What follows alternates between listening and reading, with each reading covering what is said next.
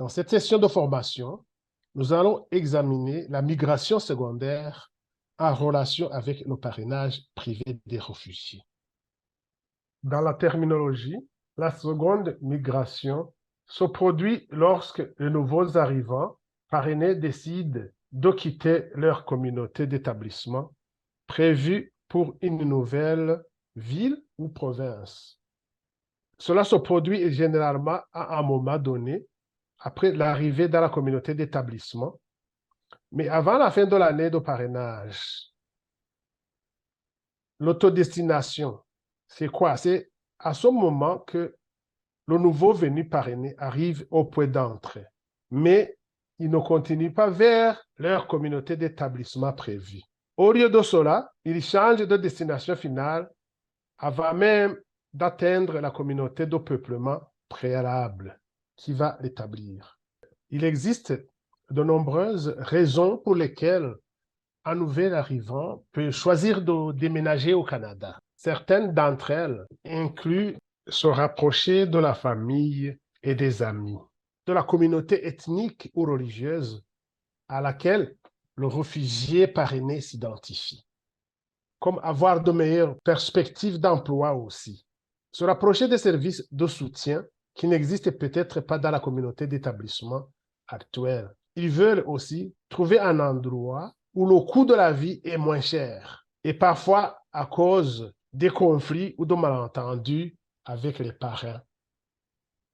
La liberté de mouvement, la Charte canadienne des droits et libertés stipule que tout citoyen canadien ou toute personne qui a le statut de résident permanent du Canada a le droit de se déplacer, a le droit de déménager et de s'installer et de chercher à gagner sa vie dans n'importe quelle province du Canada. Alors, comment minimiser la probabilité de la migration? Alors, comment ça se fait? Donc, il faut communiquer. Communiquer, communiquer. Ici, la communication doit se faire avant l'arrivée. Présenter les parrains et expliquer à quoi les nouveaux arrivants peuvent s'attendre. Demandez-leur s'ils ont des familles et des amis au Canada. Demandez-leur s'ils ont des préoccupations ou des ambitions qu'ils pourraient avoir. Parlez de leur rôle en tant que parrain. Expliquez pourquoi vous les accueillez dans votre communauté et comment vous pouvez les aider. Expliquez pourquoi il est important de rester dans la communauté visée pendant un an. Communication après l'arrivée. Il faut expliquer les droits et les raisons de rester, pour lesquels il est préférable de rester dans cette communauté d'établissement prévue, comment les sponsors fournissent un soutien. Au départ, il peut être nécessaire de les faire quotidiennement pour créer un sentiment de confiance, de sécurité et de soutien. Puis de façon hebdomadaire, en fonction du niveau d'autonomie des nouveaux arrivants. Ici, là, le minimum devrait être des vérifications mensuelles en posant des questions sur les soutiens ou les amis qui se sont faits. Comment se passe-t-il à l'école? Les perspectives d'emploi, les troubles de cœur, ce qui est une façon culturellement sensible de poser des questions sur la santé mentale. Il faut demander leur s'ils ont de nouveaux soucis depuis leur arrivée. Communiquer lors du déménagement. Comprendre les raisons de la migration secondaire et des changements qui peuvent y apporter. Organiser une courte visite à la nouvelle communauté de peuplement avant le déménagement. Il faut qu'on discute des opportunités et des défis qu'ils pourraient trouver dans la nouvelle communauté d'établissement. Par exemple, les coûts de la vie élevés, manque de soutien de la communauté, des sponsors. Une plus grande ville peut signifier de longs trajets. Créer avec eux les nouveaux arrivants qui pourraient être des parrains et des représentants potentiels dans la nouvelle communauté d'établissement. Alors, quelles sont les responsabilités qui sont supportées dans l'option des signataires d'entente de parrainage? Il y a un tableau qui, plus détaillé, indiquant les étapes à suivre, hein. Ils sont disponibles pour les CEP pour satisfaire aux exigences des résidences en cas de migration secondaire et d'autodestination. Alors, je vais brièvement identifier ces options et un tableau plus détaillé mettra l'étape à suivre sera fourni plus tard. La première option qui s'offre est d'identifier un groupe de constituants, de remplacement et ou de coparrains pour répondre aux exigences de résidence et de la nouvelle communauté. Et cela signifie que vous allez localiser un groupe au sein du réseau de votre propre CEP pour remplacer le groupe constitutif ou le coparrain, de sorte que l'engagement de parrainage restera toujours avec votre CEP. Dans ce cas, vous devez soumettre un nouveau engagement de parrainage mis à jour et demander à ces personnes de remplissement de remplir chacun un formulaire d'évaluation du parrain. Ici, il faudra transférer le parrainage à un nouveau groupe de parrainage. Ici, en transférant le parrainage à un autre CEP, le nouveau CEP signe un engagement de parrainage pour le reste de la période de parrainage. Le nouvel engagement remplace le premier et le parrainage originel serait déclaré, c'est-à-dire la cessation de parrainage. Alors, il faut nommer des représentants dans la nouvelle communauté. En soumettant un formulaire, nomination de représentants dans la communauté d'établissement prévue, mais s'appelle IMME 5956. Les responsabilités supportées. Option des répondants communautaires, RC. Les groupes de répondants communautaires disposent de 3 options pour satisfaire aux exigences en matière de résidence. La première option consiste à trouver 2 coparrains dans la nouvelle communauté. Si les réfugiés parrainés ont des membres de leur famille ou des amis dans la nouvelle communauté, demandez-leur s'ils acceptent d'être coparrains. De cette façon, l'engagement de parrainage restera dans les mains de votre organisation, mais les coparrains assumeront certaines des responsabilités d'aide à l'installation dans la nouvelle communauté, ce que le groupe ne peut pas faire. Dans ce cas, vous devez présenter à nouveau un formulaire IMM 5670 mis à jour sur l'engagement de parrainage et le plan d'aide à l'établissement qui comprendra les signatures des partenaires de parrainage et ces derniers devront également remplir chacun un formulaire d'évaluation des partenaires de parrainage. Ou, si personne n'accepte de parrainer conjointement, vous pouvez transférer le parrainage à un nouveau groupe de parrainage qui se trouve dans la nouvelle communauté. Dans ce cas, le nouveau groupe signe et présente un nouvel engagement de parrainage et un plan d'aide à l'établissement pour le reste de la période de parrainage. Le nouvel engagement remplace le premier et le groupe de parrainage initial est libéré de ses obligations dès qu'une rupture de parrainage est déclarée par IRCC. La dernière option consiste à nommer des représentants dans la nouvelle communauté et en soumettant le formulaire nomination de représentants dans la collectivité prévue de l'établissement IMM 5956. Les responsabilités supportées. Option des groupes de 5. Les groupes de 5 peuvent choisir entre 2 options pour satisfaire aux conditions de résidence. La première option consiste à nommer des représentants dans la nouvelle communauté. Une personne pour chaque membre du groupe qui se trouve dans la nouvelle communauté d'installation. Si les réfugiés parrainés ont des membres de leur famille ou des amis dans la nouvelle communauté, demandez-leur s'ils acceptent d'être nommés représentants.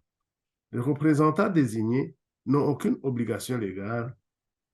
Ils se portent simplement volontaires pour aider les réfugiés parrainés dans leur nouvelle communauté. Le groupe de 5 poursuit son obligation légale de s'assurer que les activités d'établissement ont lieu et qu'il continue à fournir des fonds d'établissement basés sur le taux du programme d'aide à la réinsertion dans la nouvelle communauté d'établissement. Dans ce cas, vous devez soumettre le formulaire nomination d'un représentant dans la collectivité prévue du règlement IMM 59-56 pour chaque représentant nommé. L'autre option consiste à transférer le parrainage à un nouveau groupe répondant.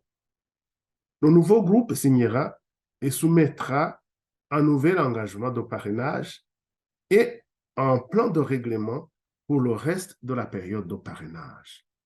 Le nouvel engagement remplace le premier et le groupe de 5 initial sera déclaré en rupture de parrainage. Dans les responsabilités de soutien, pour répondre aux exigences de résidence, IRCC s'attend à ce que les répondants fassent des efforts raisonnables pour satisfaire les exigences de résidence dans la situation d'autodétermination et d'immigration secondaire. Mais vous pensez globalement, et si nous essayons de... et nous ne parvenions pas à trouver de nouveaux groupes de sponsors ou des co-sponsors ou nommer des représentants, et qu'aucun autre CEP ne puisse prendre en charge le parrainage. Et maintenant, qu'est-ce qui advient?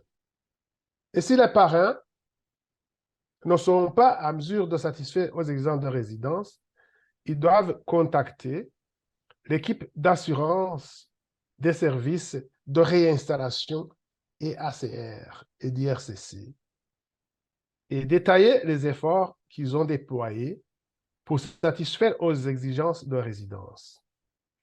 Cette équipe d'assurance des services et de réinsertion peut alors déclarer une rupture de parrainage sans faute.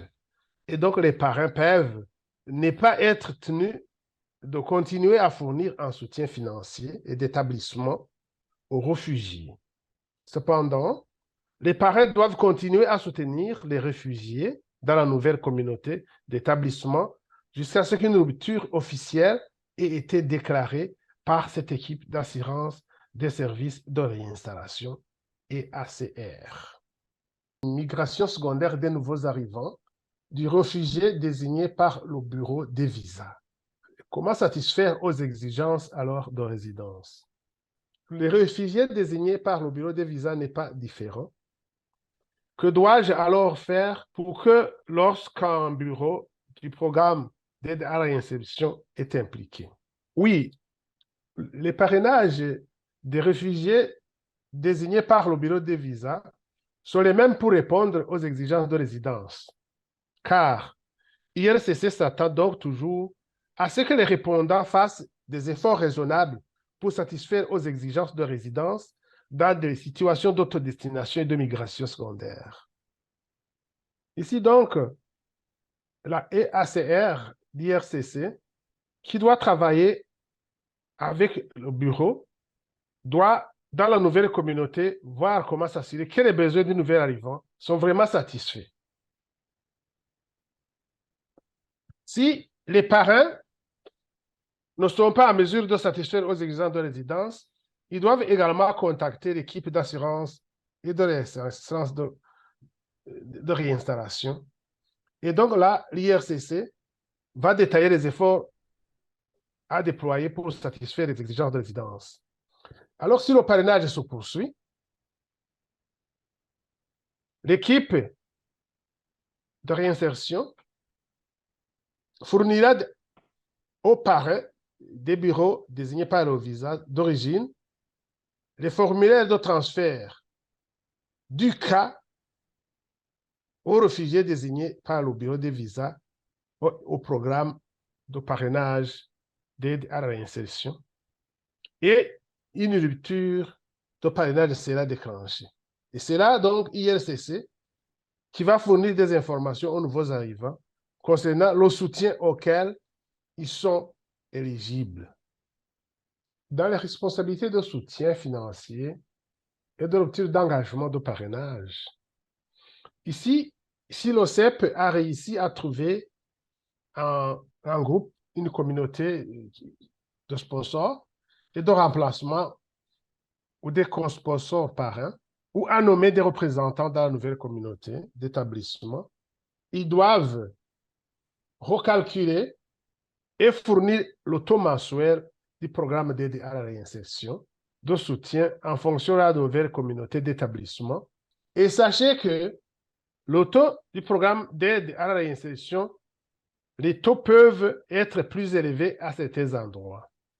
Ainsi, par exemple, le taux de parrainage d'aide à la réinsertion à Toronto, en Ontario, ils sont beaucoup plus élevés que ceux de Saint John, au Nouveau-Brunswick. Et donc, cela signifie que les sponsors voudront s'assurer qu'ils ont de l'argent à côté ou de côté pour des circonstances imprévues comme celui-ci. Juste au cas où, si on attend qu'il y ait une rupture sans faute, soit éventuellement déclarée. Eh bien, même lorsque les parrains ne peuvent pas trouver de remplaçants ou nommer des représentants, il leur incombe toujours de fournir un soutien financier au taux du programme d'aide à l'insertion du nouvel emplacement et de mettre le nouvel arrivant en contact avec les services d'établissement de ce nouvel emplacement jusqu'à ce que IRCC déclare officiellement la rupture. Et cela est également vrai pour les cas de migration secondaire des réfugiés désignés par le bureau des visas. Dans cette option, pour satisfaire aux exigences en matière de résidence, comme dans ce tableau, la référence IRPR 153, paragraphe 1A, incluse. Ce tableau donc répertorie également des options parmi lesquelles vous pouvez choisir pour répondre aux exigences de résidence qui sont numérotées de 1 à 4 dans la colonne de gauche. Transférez ce cas à un autre CEP dans la communauté d'établissement. Voici les étapes à suivre. Dans cette colonne, sur le côté droit, je ne lirai pas maintenant, vous pouvez y jeter un coup d'œil plus tard lors de l'exercice des scénarios de cas, si on pouvait avoir le temps pour le faire. Et localiser un groupe constitutif dans la communauté d'implantation. Et voici les étapes à suivre pour cette option. Localiser des sponsors dans la communauté d'établissement. Dans cette option, nommer des représentants de la communauté d'établissement. Et encore, voici les étapes à suivre pour cette option.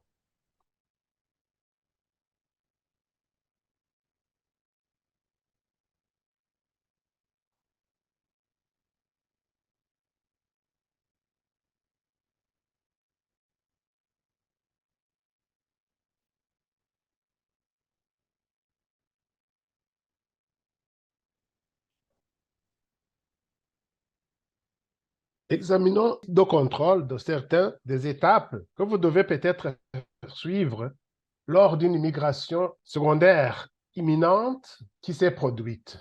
Il faut noter toujours vos progrès. Documenter ce que vous avez fait. Vous pouvez également enregistrer la correspondance par email et conserver un journal téléphonique des conservations que vous aurez ou que vous avez eues, ainsi qu'une liste de personnes que vous avez contactées. Contactez l'équipe d'assurance et de réinstallation de IRCC pour les informer des détails de la migration secondaire tels que le numéro G, prénom, nom de famille, date de naissance, le nouveau lieu de résidence, la date à laquelle ils sont arrivés dans le nouvel emploi. Familiarisez-vous à nouveau avec vos options de répondre aux exigences de résidence. Recalculer et fournir un soutien financier selon le ton du programme d'aide à réinsertion dans la nouvelle communauté d'établissement.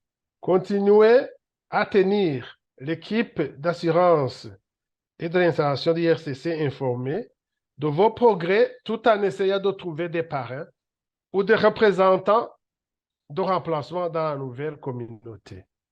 Informez-les du montant de votre soutien financier que vous fournissez maintenant et depuis leur arrivée dans le nouvel emplacement. Il faut aussi leur dire des plans d'établissement révisés. Assurez-vous d'avoir fourni aux nouveaux arrivants les informations dont ils ont besoin pour entrer en contact avec une agence d'établissement dans la nouvelle communauté, étant donné que chaque cas de migration secondaire ou d'autodestination peut être différent. Et cette liste de contrôle couvre toutes les étapes impliquées, mais vous pouvez constater que pour un cas particulier, certaines de ces étapes ne sont pas nécessaires. Vous pouvez vous référer à cette liste de contrôle lors de la discussion du scénario de cas lorsque vous envisagez que les CEP pourraient avoir à faire. Les ressources utiles qu'on peut recommander, c'est donc, comme vous le souhaitez peut-être, il faut vous référer lorsque vous travaillez sur la migration secondaire. Ici, il y a les ressources comme le conseil sur les exigences et la procédure de résidence. La deuxième ressource, c'est le calcul du soutien financier dans la communauté. Là, on calcule, il y a un tableau qui calcule ça.